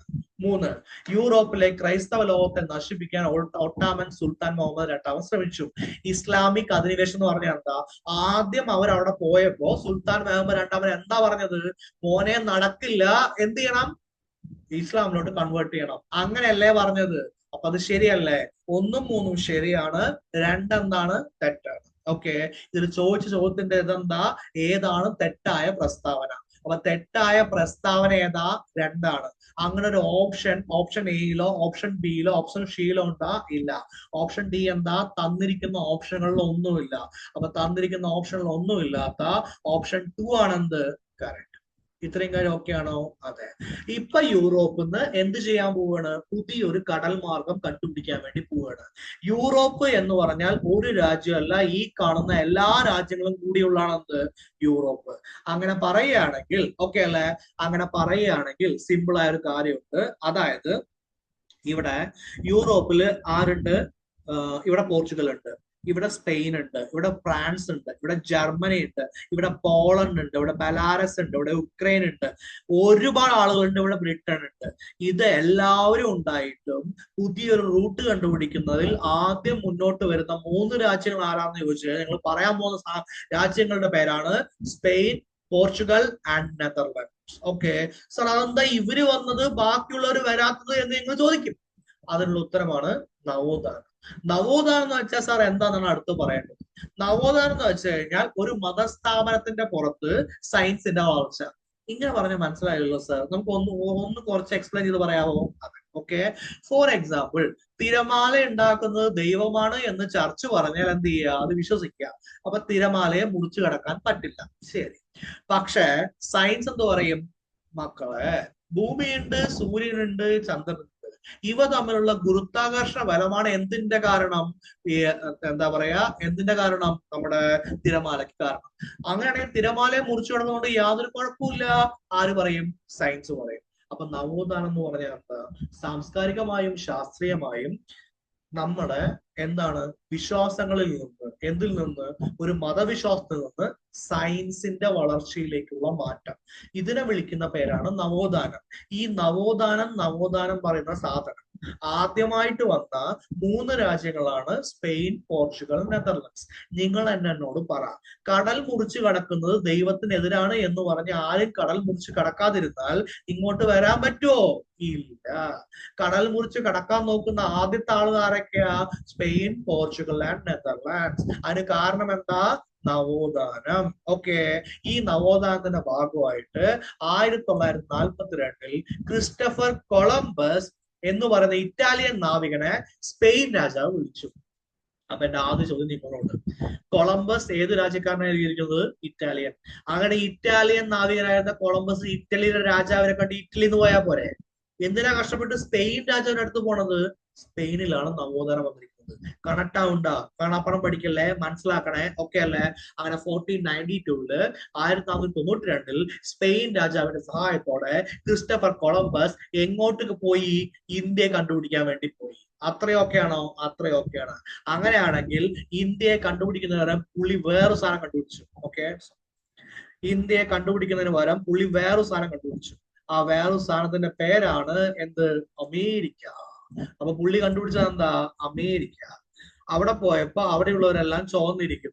ഇത് പുള്ളിക്ക് എന്താ വേണ്ടത്? ഇന്ത്യ. അങ്ങനെ അവരെ വിളിച്ച പേരാണ് എന്ത്? Red Indians. എന്തൊക്കെ സംഭവിച്ചാലും സംഭവം മാറിപ്പോയി. ഓക്കെ അല്ലേ? അപ്പോ സ്പെയിൻ തുടങ്ങിയ ഉടനെ പോർച്ചുഗൽ എന്ത് ചെയ്യണം? സ്റ്റാർട്ട് ചെയ്തേ പറ്റുള്ളൂ. അങ്ങനെ പോർച്ചുഗലിലെ മാനുവൽ ഒന്നാമൻ രാജാവ്, അതായത് കിങ് മാനുവൽ ഒന്നാമൻ, വാസ്കോഡ ഗാമയെ വിളിച്ചിട്ട് പറഞ്ഞു, മോനെ, നിന്റെ അടുത്ത് എന്റെ അടുത്ത് എന്തുണ്ട്? ഒരു മിഷൻ ഉണ്ട്, ഒരു പര്യവേഷണം ഉണ്ട്. അതിന്റെ ക്യാപ്റ്റനായിട്ട് ആര് വേണം? നീ വരണം. ഓക്കെ അല്ലേ? എന്താണ് ആ മിഷന്റെ പേര്? അർമടയാ. അർമട എന്ന് വെച്ച് കഴിഞ്ഞാൽ അതായത് ഇന്ത്യയിലേക്ക് എന്ത് കണ്ടുപിടിക്കാൻ പോണ്? ഒരു വഴി കണ്ടുപിടിക്കാൻ പോവാണ്. അപ്പൊ ഗാമ ആരോട് ചോദിച്ചു? നമ്മുടെ മാനുവൽ രാജാവിനോട് ചോദിച്ചു. എന്ത് ചോദിച്ചു? ഒറ്റയ്ക്കാണോ പോണത്? അല്ല, എന്റെ കൂടെ നിന്റെ കൂടെ എത്ര ആളെ അയക്കും? 170 ആളെ ഞാൻ അയക്കും. ശരി, ഓക്കെ അല്ലേ? ഒരു കപ്പലാണോ എനിക്കുള്ളത്? അല്ല, നിനക്ക് പിടിച്ചോ 4 കപ്പൽ. എനിക്ക് സ്വന്തമായി കപ്പലുണ്ടോ? ഗാമ. ഓക്കെ അല്ലേ? അപ്പൊ പുള്ളി എന്ത് പറഞ്ഞു? നിനക്കൊരു കപ്പലുണ്ട്. ആ കപ്പലിന്റെ പേരാണ് സെന്റ് ഗബ്രിയൽ അല്ലെങ്കിൽ സാവോ ഗബ്രിയൽ. സാർ, ഈ സാവോ എന്ന് പറഞ്ഞാൽ എന്താ? നമ്മുടെ കേരളത്തിലുള്ള PSC സ്റ്റുഡൻസിന് അത്ര മനസ്സിലായില്ല. നമ്മുടെ ക്രിസ്ത്യാനോ റൊണാൾഡോയുടെ പോർച്ചുഗീസ് ഭാഷയിൽ പറയുകയാണെങ്കിൽ സാവോ എന്ന് വെച്ചാലും സെന്റ് എന്ന് വെച്ചാലും ഒന്നാണ്. അപ്പൊ ഈ അടുത്ത ഡൗട്ട്, സാർ എന്താ ഈ സെന്റ് അല്ലെങ്കിൽ സെയിന്റ് എന്ന് പറഞ്ഞു കഴിഞ്ഞാൽ? സെന്റ് പോൾസ് എന്ന് കേട്ടിട്ടുണ്ടോ? സെന്റ് മേരീസ് എന്ന് കേട്ടിട്ടുണ്ടോ? ഓക്കെ അല്ലെ? സെന്റ് തോമസ് എന്ന് കേട്ടിട്ടുണ്ടോ? സെയിന്റ് എന്ന് വെച്ചാൽ പുണ്യാളൻ. പുണ്യാളനെ പോർച്ചുഗീസിൽ വിളിക്കുന്ന പേരാണെന്ത്? സാവോ. അപ്പൊ സാവോ ഗബ്രിയലും അറിയണം, സെന്റ് ഗബ്രിയലും അറിയണം. സെന്റും സാവോയും ഒന്നാണോ? അതെ. ഓക്കെ അല്ലെ? അങ്ങനെയാണെങ്കിൽ പൊന്നപ്പൻ എന്നെയാണോ തങ്കപ്പൻ? അതെ. തങ്കപ്പൻ എന്നെയാണോ പൊന്നപ്പൻ? അതെ. ഓക്കെ അല്ലെ? പൊന്നപ്പൻ എന്നെയാണോ തങ്കപ്പൻ? തങ്കപ്പൻ എന്നെയാണോ പൊന്നപ്പൻ? ഇത്രയും കാര്യം ഓക്കെയാണോ? ഇത്രയും കാര്യം ഓക്കെയാണ്. സാർ, എത്ര കപ്പൽ ഉണ്ടായിരുന്നത്? 4 കപ്പൽ. അതിൽ ഒരു കപ്പലിന്റെ പേര് കിട്ടിയത് സാവോ ഗബ്രിയൽ. മറ്റുള്ള കപ്പലിന്റെ പേരാണ് എന്ത്? Sao Rafael and Berrio. Sir, 3 കപ്പലേ ആയിട്ടുള്ളൂ. 4ാമത്തെ കപ്പലുണ്ട്, അതിന് പേരില്ല. ആ കപ്പലിന്റെ പേരാണ് എന്ത്? പേരില്ലാത്ത ഒരു ചരക്ക് കപ്പൽ. അതൊരു സപ്ലൈ ഷിപ്പാണ്. ഓക്കെ, സപ്ലൈ ഷിപ്പ് എന്ന് വെച്ച് കഴിഞ്ഞാൽ ഇപ്പൊ ഒരു യാത്രക്ക് പോവല്ലേ, അപ്പൊ എന്ത് വേണം? ഭക്ഷണം വേണ്ടേ? വെള്ളം വേണ്ടേ? ഇവിടെ ഒരു രാജാവിനെ കണ്ടു കഴിഞ്ഞാൽ എന്തെങ്കിലുമൊക്കെ കൊടുക്കണ്ടേ? അതിനുള്ള സാധനം വേണ്ടേ? അതാണ് എന്ത്? സപ്ലൈ ഷിപ്പ് എന്ന് പറയുന്നത്. അങ്ങനെ ഷിപ്പ് റെഡിയായി, ആള് റെഡിയായി, ഇതെല്ലാം റെഡിയായിട്ട് 1498 ജൂലൈ 88 അല്ല, ഓക്കെ അല്ലെ? ജൂലൈ 8, ഓക്കെ അല്ലെ? 1498 ജൂലൈ 8 അവരെന്ത് ചെയ്തു? യാത്ര ആരംഭിച്ചു. എവിടെന്ന്? പോർച്ചുഗീസ്. ഓക്കെ അല്ലെ? എങ്ങനെയാണ് പോകുക? ഓക്കെ, ഓൾറെഡി വഴിയുണ്ട്. ആ വഴിയല്ലാതെ വേറൊരു വഴിയിലൂടെയാണ് എന്ത് ചെയ്യേണ്ടത്? പോകേണ്ടത്. അപ്പൊ പോകുന്ന വഴിയുടെ route cape of good hope അല്ലെങ്കിൽ എന്താ? ശുഭപ്രതീക്ഷ മുനമ്പ് ചുറ്റിട്ട് വേണം എന്ത് ചെയ്യാൻ വേണ്ടിയിട്ട്? പോകാൻ വേണ്ടിയിട്ട്. എന്താണ് ഈ ശുഭപ്രതീക്ഷ മുനമ്പ്? സാറി ക്വസ്റ്റ്യൻ ചെയ്തിട്ടില്ല. ഓക്കെ അല്ലെ? നമുക്ക് നോക്കാം.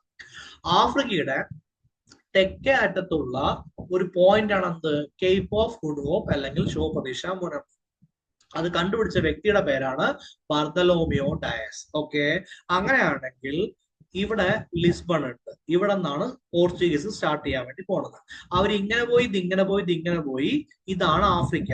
ഈ ആഫ്രിക്കയുടെ തെക്കേ അറ്റം എന്ന് വെച്ചാൽ സദേൺ ടിപ്പിൽ എത്തുകയാണെങ്കിൽ അവിടെ ഒരു പോയിന്റ് ഉണ്ട്. ആ പോയിന്റിന്റെ പേരാണ് കേപ്പ് ഓഫ് ഗുഡ് ഹോപ്പ്. 1488 1488 ഈ കേപ്പ് ഓഫ് ഗുഡ് ഹോപ്പ് കണ്ടുപിടിച്ച ആളുടെ പേരാണെന്ത്? ബർത്തലോമിയോ ഡയസ്. ബർത്തലോമിയോ ഡയസ് അവിടെ എത്തിയപ്പോ എന്തു പറ്റി? അവിടെ ആകെ കൊടുങ്കാറ്റിന്റെ നടുവിലൂടെ നടന്നു പോകാൻ ബർത്തലോമിയോ ഡയസ് എന്ത് ചെയ്യുന്നത്? പേടിയായി. അവ പുള്ളി ആ സ്ഥലത്തിനെ വിളിച്ച പേരാണ് കേപ്പ് ഓഫ് സ്റ്റോംസ്. എന്ന് വെച്ചാൽ എന്താ? കൊടുങ്കാറ്റിന്റെ മുനമ്പ്.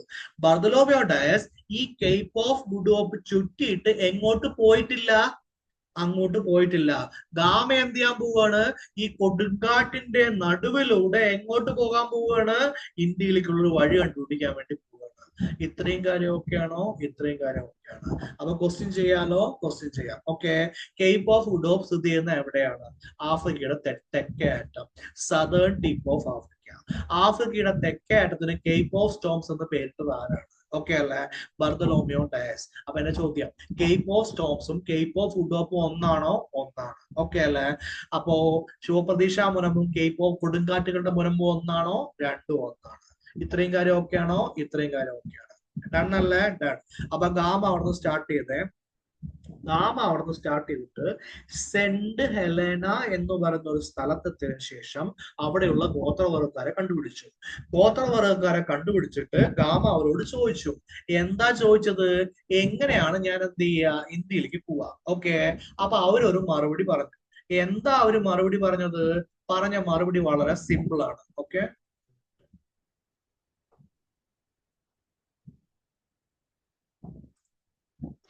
പറഞ്ഞ മറുപടി വളരെ സിമ്പിൾ ആണ്. അതായത് എന്ത് ചെയ്യാ? നേരെ മൊസാംബിക് ചുറ്റിയിട്ട് മലണ്ടിയിലേക്ക് പോവുക, അവിടെ നിന്ന് വഴി കണ്ടുപിടിക്കും. സാർ ഇങ്ങനെ പറഞ്ഞാൽ മനസ്സിലായില്ല. അപ്പൊ നമുക്ക് എന്ത് ചെയ്യാം? മാപ്പ് നോക്കാം. എല്ലാം നമ്മുടെ മാപ്പാണ്. മാപ്പ് എവിടെന്നാ സ്റ്റാർട്ട് ചെയ്യാൻ പോണത്? ലിസ്ബൺ. എന്നിട്ട് ഇവിടെ എത്തി. ഇവിടെയാണ് സെന്റ് ഹെലേന ഉള്ളത്. ഈ സെന്റ് ഹെലേനയിൽ കണ്ട ഗോത്രവാക്കാർ എന്ത് പറഞ്ഞു? ഇങ്ങനെ ചുറ്റിയിട്ട് കേപ്പ് ഓഫ് ഗുഡ് ഹോപ്പ് ചുറ്റുക. ചുറ്റിയിട്ട് അങ്ങോട്ട് പോണേ. പോയിട്ട് മൊസാംബിക് കഴിഞ്ഞിട്ട് ഇവിടെ എന്തുണ്ട്? മലിണ്ടി ഉണ്ട്. ഈ മലിണ്ടിയിൽ എത്തിക്കഴിഞ്ഞാൽ എന്ത് ചെയ്യാം? ഇന്ത്യയിലേക്കുള്ള വഴി കണ്ടുപിടിക്കാനുള്ള എന്തെങ്കിലും സംഭവമാവാം. ഇപ്പൊ വാസ്കോഡഗാമ നിൽക്കുന്ന സ്ഥലത്തിന്റെ പേരെന്താ? മലിണ്ടി. അവിടെ എത്തിയിട്ട് വാസ്കോഡഗാമ എന്ത് ചെയ്യാണ്? ഇനി എനിക്കൊരു വഴി കിട്ടണം പറഞ്ഞിട്ട് അങ്ങനെ വിഷാദനായി നിൽക്കുകയാണ്. വിഷാദനായി വിഭിന്നനായി വാസ്കോഡഗാമ നിന്നു. എവിടെ നിന്നു? മലിന്തിയിൽ നിന്നു. സാർ ഇങ്ങനെ പാട്ട് പാടുന്നത് ഞങ്ങൾ എന്ത് ചെയ്യും? PSC പഠനം ഉപേക്ഷിച്ചു പോകും. ഞാൻ പാട്ടൊന്നും പാടില്ല. ഓക്കെ അല്ലേ? അങ്ങനെ ഇരിക്കുന്ന സമയത്താണ് അവിടെ എന്ത് നടന്നത്? അബ്ദുൽ മജീദ് എന്ന് പറഞ്ഞിട്ട് ഒരു പുള്ളിനെ കണ്ടുപിടിച്ചത്. ആരെയും അബ്ദുൽ മജീദ് ഒരു ഗുജറാത്തി നാവികനാണ്. ഇദ്ദേഹം ഈ വാസ്കോഡഗാമയോട് ഒരു കാറ്റിനെ പിന്തുടരാൻ വേണ്ടി പറഞ്ഞു.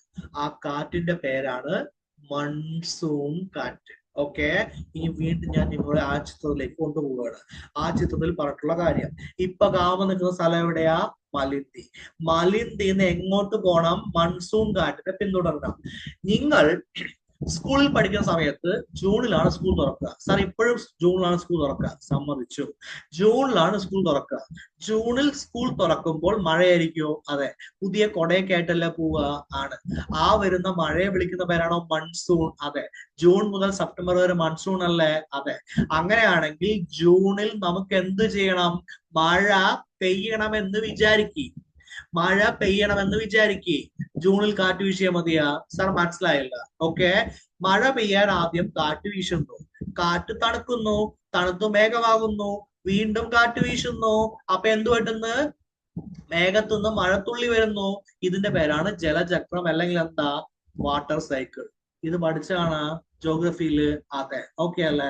അങ്ങനെയാണെങ്കിൽ ഇവിടെ വന്ന് മേഘം എന്ത് ചെയ്യണം? വീഴണമെങ്കിൽ, മേഘം ഉണ്ടാവണമെങ്കിൽ കുറച്ച് സമയം എടുക്കില്ലേ? ജൂണിൽ മഴ പെയ്യണമെങ്കിൽ എന്ത് ചെയ്യണം? അന്ന് രാവിലെ കാറ്റ് വീശിയാ പോരാ. കാറ്റ് എപ്പ തന്നെ വീശണം? മെയ്യിൽ തന്നെ വീശണം. എന്റെ ചോദ്യം നിങ്ങളോട്, വാസ്കോഡഗാമ എപ്പോഴാണ് കോഴിക്കോട് കാപ്പാട് വന്ന് ഇറങ്ങുന്നത്? മെയ് 20. ജൂണിൽ മഴയാണോ? അതെ. വാസ്കോഡഗാമ ഏത് വിൻഡിനെയാ ഫോളോ ചെയ്തത്? എന്താ പറയാ? എന്താണ്? മൺസൂൺ വാദം. മൺസൂൺ വാദം കണ്ടുപിടിച്ച ആളുടെ പേരെന്താ? ഹിപ്പാലസ്. ഈ ഗാമയ്ക്ക് ഈ മൺസൂൺ വാദത്തെ കുറിച്ച് പറഞ്ഞു കൊടുത്ത ആളുടെ പേരെന്താ? അബ്ദുൽ മജീദ്. ഓക്കെ അല്ലേ? അപ്പൊ ഈ പുള്ളി ഗാമയോട് എന്ത് പറഞ്ഞു? മൺസൂൺ കാറ്റിനെ പിന്തുടരാൻ വേണ്ടി പറഞ്ഞു. ഇത് എവിടേക്ക് നയിക്കും? ഇന്ത്യയിലേക്ക് നയിക്കും. അങ്ങനെയാണെങ്കിൽ 20 മെയ് 20 മെയ് 1498 മൺസൂൺ കാറ്റിനെ പിന്തുടർന്നിട്ട് അദ്ദേഹം എവിടെ എത്തി? കോഴിക്കോട് കാപ്പാടിലെത്തി. അപ്പൊ കേരളത്തിലാണോ ആദ്യമായിട്ട് മൺസൂൺ വീശുക? അതെ. കേരളം മൺസൂണിന്റെ കവാടം എന്നാണ് എന്ത് ചെയ്യുന്നത്? അറിയപ്പെടുന്നത്. ഇത്രയും കാര്യം ഓക്കെയാണോ? ഇത്രയും കാര്യം ഓക്കെയാണ്. അപ്പൊ എന്റെ അടുത്ത ക്വസ്റ്റ്യൻ, അടുത്ത ചോദ്യത്തിന്റെ ഉത്തരം ഓക്കെ അല്ലേ? എന്തുകൊണ്ടാണ് വാസ്കോഡഗാമ ഓക്കെ. എന്തുകൊണ്ടാണ് വാസ്കോഡ ഗാമ കേരളത്തിൽ എത്തിയത്? അവർക്ക് യഥാർത്ഥത്തിൽ കേരളം വേണ്ട. അവർക്ക് വേണ്ട സംഭവത്തിന്റെ പേരെന്താ? ഓക്കെ അല്ലേ? അതിലേക്ക് വരാം. അവർ കേരളം വേണ്ട. അവർ എന്തുകൊണ്ടാണ് കേരളത്തിൽ എത്തിയത്? മൺസൂൺ കാറ്റിനെ പിന്തുടർന്നുകൊണ്ട്. മൺസൂൺ കാറ്റിനെ പിന്തുടർന്നില്ലെങ്കിൽ അവർ കേരളത്തിൽ എത്തുമായിരുന്നോ? ഇല്ല. ഓക്കെ. കേരളത്തിൽ നിന്ന് അവർക്ക് കിട്ടിയ സാധനത്തിന്റെ പേരാണ് സ്പൈസസ്. അപ്പൊ എന്റെ ചോദ്യം വീണ്ടും, അവർ എന്ത് തേടിയിട്ടാ വന്നത്? സ്പൈസസ്, സുഗന്ധവ്യഞ്ജനം. അവർക്ക് ഇവിടുന്ന് എന്താ കിട്ടിയത്? സ്പൈസസ്, സുഗന്ധവ്യഞ്ജനം. രോഗി ഇച്ഛിച്ചതും വൈദ്യൻ കൽപ്പിച്ചതും എന്താ? പാല്. അങ്ങനെ അവർക്ക് വീണ്ടും ഇങ്ങോട്ട് വരാൻ തോന്നില്ലേ? തോന്നും. ഓക്കെ ആണല്ലോ. അപ്പോ സാമൂതിരി വാനവിക്രം രാജാവ് എന്ത് ചെയ്തു? ഗാമയെ സ്വാഗതം ചെയ്തു. എന്നിട്ട് പറഞ്ഞു, മോനെ ഗാമേ, നീ കോഴിക്കോടാണ് വന്നിരിക്കുന്നത്. കോഴിക്കോട് ബിരിയാണി എന്താണ്? ഫേമസ് ആണ്. നമുക്ക് എന്ത് ചെയ്യാം? പോയി ബിരിയാണി കഴിക്കാം. അപ്പൊ എന്റെ ചോദ്യം നിങ്ങളോട് വീണ്ടും, എന്താ ചോദ്യം? ഓക്കെ. നിങ്ങളുടെ നാട്ടിലോട്ട് ഒരാൾ വന്നിരിക്കുകയാണ്. എന്തിനു വേണ്ടി വന്നിരിക്കുക? അതായത് ഒരു പരിചയമില്ല, നാട്ടിൽ ഇതുവരെ പരിചയമില്ല, അങ്ങനെ ഒരാൾ വന്നിരിക്കുകയാണ്. അയാളെ കൊണ്ട് ആദ്യം നിങ്ങൾ, മോനെ നീ എവിടെ നിന്നാണ്, ഏതാണ് എന്ന് ചോദിക്കുകയോ അതോ കൊണ്ടുപോയി വീട്ടിൽ ഇത് ബിരിയാണി കൊടുക്കുവോ? 90% പേരും ആദ്യം എന്താണെന്ന് ചോദിക്കുന്നു പറയും. കറക്റ്റ് അല്ലേ? പക്ഷെ സാമൂതിരി വാനവിക്രം ഒന്നും ചോദിച്ചില്ല. എന്ത് ചെയ്തു? നേരിട്ട് കൊണ്ടുപോയിട്ട് എന്ത് ചെയ്തു? ബിരിയാണി കൊടുക്കാൻ തീരുമാനിച്ചു. എന്തുകൊണ്ടാണ് എന്ന് ചോദിച്ചു കഴിഞ്ഞാൽ എന്താ പറയാൻ പോണത്? നേരത്തെ അറിയാം. കേരളത്തിലുള്ളവർക്ക് യൂറോപ്യന്മാരെയും യൂറോപ്പിലുള്ളവർക്ക് കേരളത്തിൽ എന്ത് ചെയ്യാം? നേരത്തെ എന്തൊക്കെയോ അറിവുണ്ട്. ഓക്കെ ആണല്ലോ. അപ്പോൾ ഇവിടെയുള്ളവർ ഇപ്പൊ മിഡിൽ മാൻ ആയിട്ട് വർക്ക് ചെയ്യുന്ന ആരാ? അറബികളാണ്. ആ അറബികളെ മാറ്റിയിട്ട് ഡയറക്റ്റ് യൂറോപ്യന്മാരുമായിട്ട് വ്യാപാരം നടത്തുകയാണെങ്കിൽ, ട്രേഡ് നടത്തുകയാണെങ്കിൽ എന്തുവരും? വില കൂടുതൽ കിട്ടും. അതുകൊണ്ടാണ് സാമൂതിരി വാനവിക്രമൻ ആരെ കൊണ്ടുപോയത്? വാസ്കോഡ ഗാമയെ കൊണ്ടുപോയി കൊട്ടാരത്തിൽ ഇരുത്തി ബിരിയാണി കൊടുത്തത്. ഇത്രയും കാര്യം ഓക്കെയാണോ? ഇത്രയും കാര്യം ഓക്കെയാണ്. അങ്ങനെയാണെങ്കിൽ പോർച്ചുഗീസുകാരെ വിളിച്ച പേരാണെന്ത്? പറങ്കികൾ. ഓക്കെ. പറങ്കികൾ എന്നുള്ള പേരാണെന്ത്? പോർച്ചുഗീസുകാരെ വിളിച്ചിരിക്കുന്നത്. Okay, fine. അപ്പൊ നമുക്ക് ക്വസ്റ്റ്യൻ ചെയ്യാം. ക്വസ്റ്റ്യൻ എന്തൊക്കെ നമ്മൾ ചെയ്യാൻ പോകുന്ന ഒന്നാമത്തെ ക്വസ്റ്റ്യൻ, യൂറോപ്പിൽ നിന്ന് ഇന്ത്യയിലേക്കുള്ള കടൽപാത കണ്ടെത്താൻ ആഗ്രഹിച്ച പോർച്ചുഗീസ് പര്യവേഷകന്റെ പേര്? Vasco da gamma. വാസ്കോഡ ഗാമ ഏത് സ്ഥലത്താണ് എത്തിയത്? എവിടെ എത്തിയത്? Kappad, Kozhikode. Okay. Vasco da gamma Kozhikode എത്തിയത് ഏത് വർഷമാണ്? 1498. വാസ്കോഡ ഗാമ സഞ്ചരിച്ച കപ്പലിന്റെ പേരെന്താ? Sao Gabriel. ഇതിനെ എങ്ങനെ വിളിക്കാം? സെന്റ് ഗബ്രിയൽ എന്ന് പറഞ്ഞിട്ട് വിളിക്കാം. ബാക്കി കപ്പലിന്റെ പേരെന്തൊക്കെയാ? Sao Rafael, Berrio. Okay, fine. താഴെ പറയുന്നവരിൽ ആരാണ് കോഴിക്കോട് വാസ്കോഡ ഗാമയെ സ്വാഗതം ചെയ്തത്? ആരാണ്? സാമൂതിരി. സാമൂതിരിയുടെ പേരെന്താ? എവിടെയാണ് ഇരിക്കുന്നത് അവിടെ പറയൂ? Vasco da gamma. ഇത്രയും കാര്യം, സോറി, വാസ്കോഡ ഗാമ അല്ല, വാനവിക്രം. ഓക്കെ. അപ്പോ നിങ്ങൾക്ക് 3 ക്വസ്റ്റ്യന്റെ ആൻസർ മനസ്സിലായി. മൂന്നാമത്തെ ക്വസ്റ്റ്യന്റെ ആൻസർ കിട്ടിയിട്ടില്ല. അപ്പൊ എന്റെ ചോദ്യം, ഓക്കെ, യൂറോപ്യന്മാർക്ക് കേരളവും വേണ്ട, കേരളം എന്താണ് വേണ്ടതല്ല, കേരളം തേടിയല്ല വന്നത്. എന്താ വന്നത്? മൺസൂൺ കാറ്റുകൊണ്ടാണ് വന്നത്. ഇനി അവർക്ക് വേണ്ടത് ഇന്ത്യ ആണെന്നാണ് ചോദ്യം. ഓക്കെ. അവർക്ക് വേണ്ടത് ഇന്ത്യയല്ല, അവർക്ക് വേണ്ട സാധനത്തിന്റെ പേരാണ് കിഴക്കൻ ഇന്ത്യ അല്ലെങ്കിൽ ഈസ്റ്റ് ഇന്ത്യ എന്നാണ് അവിടെ പറയുക. സർ മനസ്സിലായത്? വീണ്ടും നമുക്ക് ഈ ചിത്രത്തിലോട്ട് വരാം. ഓക്കെ. ഈ ചിത്രത്തിലോട്ട് വരികയാണെങ്കിൽ ഇവിടെ എന്തുണ്ട്? ഇവിടെ ഇന്ത്യയുണ്ട്. ഇവിടെ ഒരു ഓഷ്യൻ ഉണ്ട്. ആ ഓഷ്യന്റെ പേരാണത് ഇന്ത്യൻ ഓഷ്യൻ, ഇന്ത്യൻ മഹാസമുദ്രം. ഇന്ത്യൻ മഹാസമുദ്രത്തിന്റെ കിഴക്കുള്ള എല്ലാ പ്രദേശങ്ങളുമാണ് നമ്മൾ എന്ത് വിളിക്കാൻ പോണത്? ഈസ്റ്റ് ഇന്ത്യ അല്ലെങ്കിൽ കിഴക്കൻ ഇന്ത്യ എന്ന് പറഞ്ഞ് വിളിക്കാൻ പോണത്. ഇവിടെ നിന്നെല്ലാം കിട്ടുന്ന ഒരു സാധനമുണ്ട്. അതായത് ശ്രീലങ്ക, സുമാത്ര, മലേഷ്യ, ഇന്തോനേഷ്യ, ഇവിടെ നിന്നെല്ലാം കിട്ടുന്ന ഒരു സാധനമുണ്ട്. ആ സാധനത്തിന്റെ പേരെന്താ? സ്പൈസസ്. അവർക്ക് എന്താ വേണ്ടത്? സ്പൈസസ്. ഇവിടെ നിന്നെല്ലാം കിട്ടുന്ന സാധനത്തിന്റെ പേരെന്താ? സ്പൈസസ്. അപ്പൊ അവർക്ക് ആക്ച്വലി ഇന്ത്യ ആണോ വേണ്ടിയിരുന്നത്? അല്ല. അവർക്ക് വേണ്ട ആ സ്ഥലത്തിന്റെ പേരെന്താ? East India. മലയാളത്തിൽ എന്ത് വിളിക്കും? കിഴക്കൻ ഇന്ത്യ. സാറ് പറഞ്ഞാൽ ഞങ്ങൾ വിശ്വസിക്കില്ല. No problem. East India Company എന്നൊരു കമ്പനി ഉണ്ട്. French East India Company, Spanish East India Company, British East India Company, Dutch East India Company എന്നൊക്കെ പറഞ്ഞ് കേട്ടിട്ടില്ലേ? അവർക്ക് വേണ്ടിയിരുന്ന ഇന്ത്യ ആണെങ്കിൽ ഇന്ത്യൻ കമ്പനി എന്ന് പേരിട്ടാ പോരെ. എന്തിനാ കഷ്ടപ്പെട്ട് ഈസ്റ്റ് ഇന്ത്യ കമ്പനി എന്ന് പേരിട്ടത്? അപ്പൊ മനസ്സിലായോ? അവർക്ക് വേണ്ട സ്ഥലത്തിന്റെ പേരെന്താ? East India. ഓക്കെ. ഇന്ത്യൻ മഹാസമുദ്രത്തിനപ്പുറമുള്ള പ്രദേശം നമ്മൾ എന്ത് വിളിക്കും? കിഴക്കൻ ഇന്ത്യ അല്ലെങ്കിൽ ഈസ്റ്റ് ഇന്ത്യ. അവർക്ക് എന്തുകൊണ്ടാണ് ഈ പ്രദേശം വേണ്ടത്? സുഗന്ധവ്യഞ്ജന വ്യാപാരത്തിന് വേണ്ടിയിട്ട്, സ്പൈസസിന്റെ വ്യാപാരത്തിന് വേണ്ടിയിട്ട്. കേരളത്തിൽ നിന്ന് അവർക്ക് കിട്ടിയത് സ്പൈസ് ആണോ? അതെ. അതുകൊണ്ട് യൂറോപ്യന്മാർ എവിടെ കോൺസെൻട്രേറ്റ് ചെയ്തു? കേരളത്തിലും ഇന്ത്യയിലും കൂടുതൽ ശ്രദ്ധ കേന്ദ്രീകരിച്ചു. അതിന് കാരണം എന്താ? ലോകത്തിലെ ഏറ്റവും മികച്ച സുഗന്ധവ്യഞ്ജനം കിട്ടുന്ന സ്ഥലത്തിന്റെ പേരെന്താ? അത് കേരളമാണ്. ഇത്രയും കാര്യം ഓക്കെയാണോ? ഇത്രയും കാര്യം ഓക്കെയാണ്. ഡണ്ണാണ്. ഡൺ. ഓക്കെ. അപ്പൊ നമുക്ക് 3 ക്വസ്റ്റ്യന്റെ ആൻസർ കിട്ടിയ ആൻസർ കിട്ടി. ഇത്രയും കാര്യമാണ് നമ്മൾ എന്ത് ചെയ്യുന്നത് ഇന്ന് പഠിക്കാൻ വേണ്ടി. ഓക്കെ അല്ലേ? അപ്പൊ ഇതുമായി ബന്ധപ്പെട്ട അടുത്ത ക്ലാസ് നമുക്ക് എന്ത് ചെയ്യാം? കിട്ടാം. അപ്പൊ നന്നായിട്ട് ഈ ക്ലാസ് എന്ത് ചെയ്യുക? പഠിക്കുക, നന്നായിട്ട് നോക്കുക. എന്തെങ്കിലും ഡൗട്ട് ഉണ്ടെങ്കിൽ എന്ത് ചെയ്യുക? ചോദിക്കുക. ഓക്കെ. അതുവരയ്ക്കും നമുക്ക് എന്ത് ചെയ്യാം? ബൈ. Take care.